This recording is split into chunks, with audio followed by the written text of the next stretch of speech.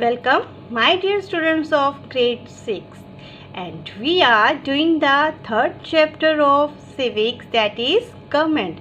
In the last video we have studied what is the government and why we need the government, and today we are going to study about our constitution. हम आज पढ़ेंगे constitution क्या होता है, foundation of government, जो एक foundation है government की, मींस कॉन्स्टिट्यूशन के अकॉर्डिंग ही गवर्नमेंट काम करती है। तो क्या है जी कॉन्स्टिट्यूशन, इसके बारे में हम स्टडी करेंगे। It is a system of laws and basic principles by which a state, a country or an organisation is governed. क्या होता है constitution? A system of laws and basic principle, यानी कि हम कुछ लॉ और बेसिक प्रिंसिपल बना लेते हैं जिसके अकॉर्डिंग कोई भी स्टेट, कंट्री या कोई भी ऑर्गेनाइजेशन होती है वो सभी काम करती है। जैसे आप स्कूल में जाते हो तो स्कूल में भी कुछ लॉ बने होते हैं, रूल्स एंड रेगुलेशंस होती है जो हम सभी को फॉलो करने पड़ते हैं।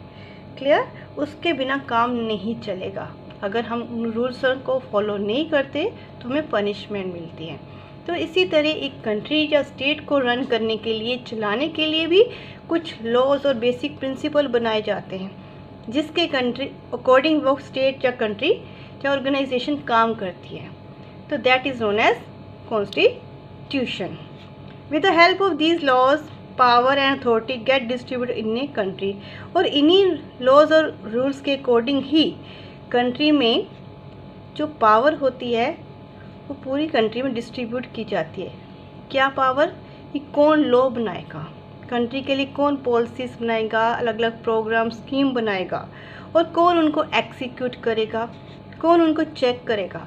ये सब काम इस कॉन्स्टिट्यूशन के अकॉर्डिंग ही किए जाते हैं। Every governing institution must abide by the provision of the constitution.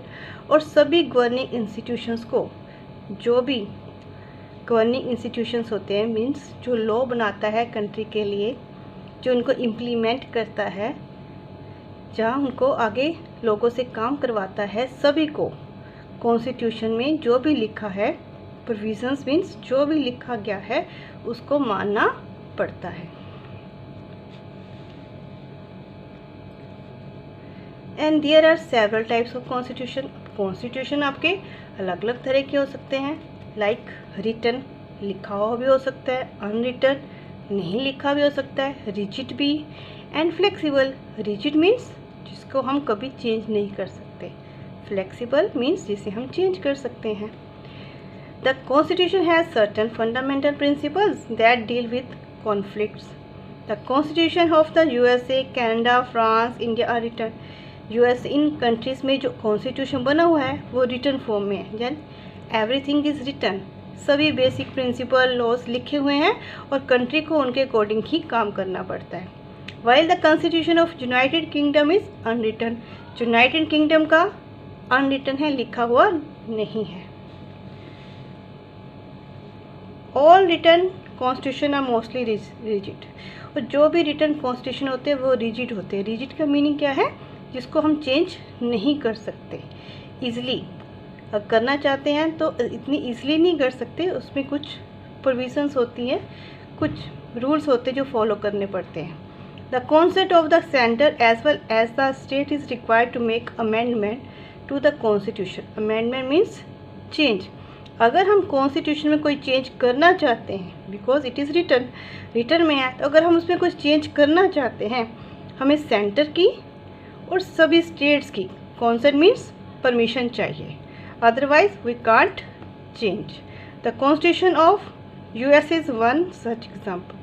USA का कॉन्स्टिट्यूशन ऐसा ही है जिसमें अगर हम चेंज करना चाहते हैं तो सेंटर और स्टेट्स की परमिशन लेकर उसमें चेंज कर सकते हैं। The constitution which can be changed or amended easily is known as flexible. और जिस कॉन्स्टिट्यूशन को हम आसानी से चेंज कर सकते हैं that is known as flexible constitution.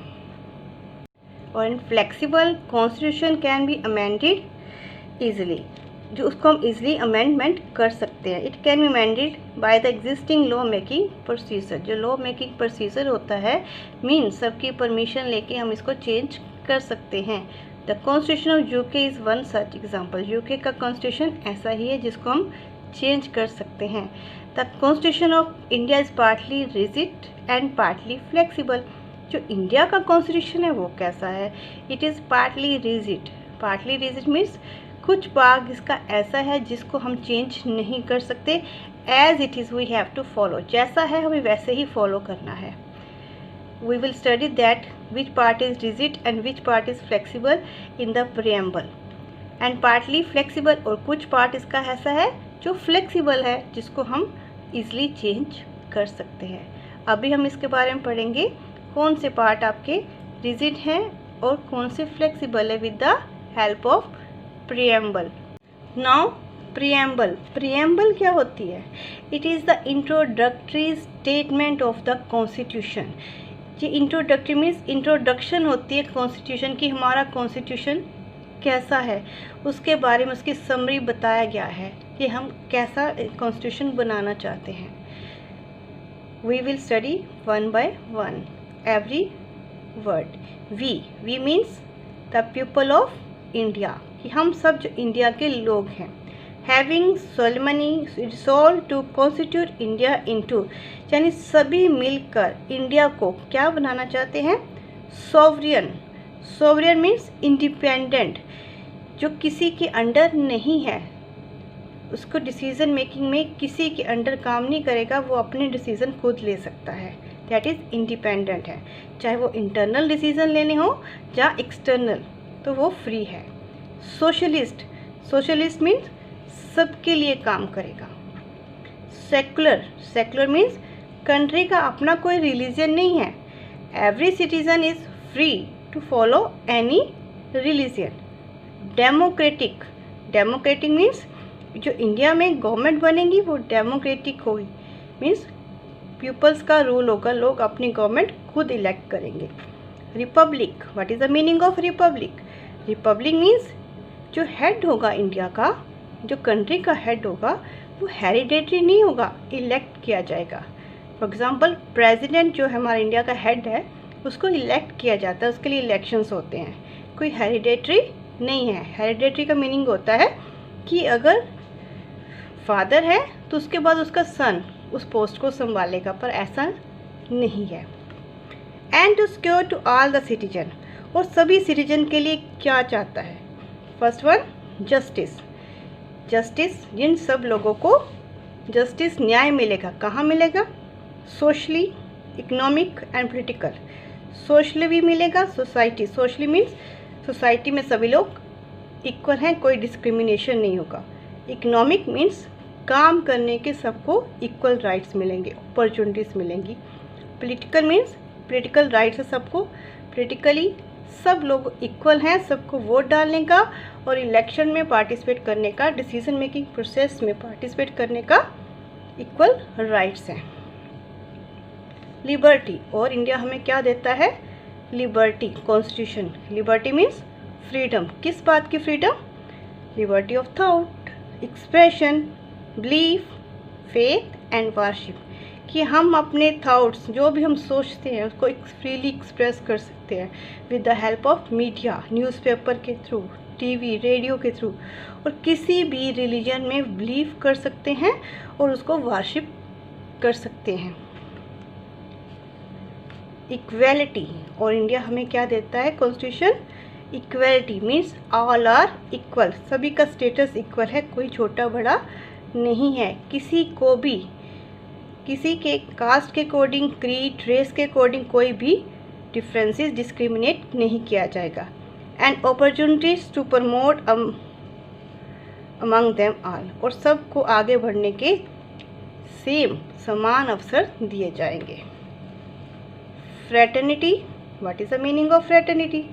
Fraternity means feeling of the brotherhood, means सब लोग मिलजुल कर रहेंगे। assuring the dignity of the individual and the unity and the integrity of the nation. assuring means fraternity हमें क्या करती है? dignity of individual means सभी लोगों की अपनी एक सेल्फ रिस्पेक्ट है, सभी लोग, dignity means importance है, all are important in our country and the unity and integrity of the nation, और हम सब किसके लिए काम करेंगे? देश की यूनिटी और इंटेग्रिटी के लिए।